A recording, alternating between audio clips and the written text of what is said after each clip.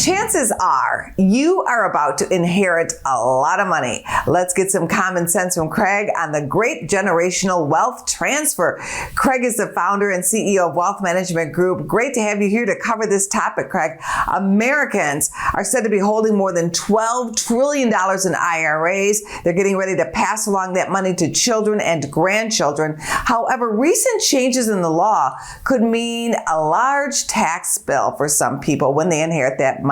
What can you tell us? Angela, that's right. I mean, massive amounts of money is transferring from generation one to the second generation, and a large part of that money is in the form of 401ks and IRAs, as the burden of saving for retirement has now been shifted to the individual versus what used to be pensions in America. And in the past, people have always enjoyed something we call the stretch IRA. That was the ability that when you were a non-spouse, you would inherit an IRA and be able to stretch your taxable distributions, aka your withdrawals, over your lifetime.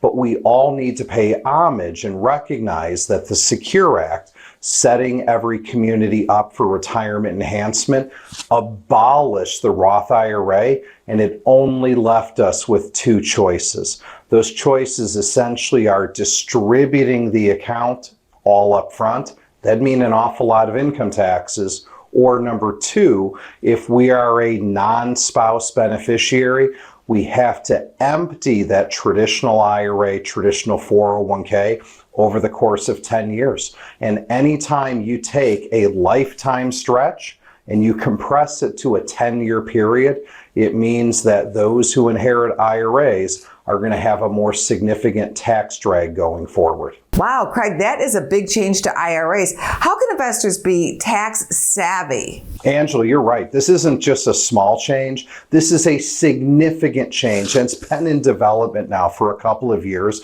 but we finally have clarity from the taxing authority. Again, if you are a non-spouse and you are inheriting an IRA and the person you inherited from died after their required beginning date, that means you should be taking small distributions over your life expectancy each year's 1 through 9, and then that leaves you with a large distribution in the 10th year. Well, that's how some should play it. But for others, I think we have to understand that the arc of life is dynamic. The arc of our income is dynamic. It all depends on what my family's personal income tax looks like. It also depends on what we feel the legislative impact of an election in November is going to do to marginal tax rates. Now, Angela, the best news of all is these Roth IRAs, they're even simpler because there is no requirement to take distributions from an inherited Roth IRA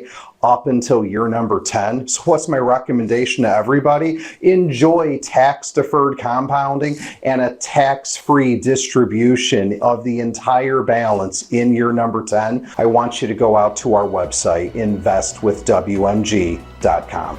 Go to businessfirstam.com for where to see our show on TV.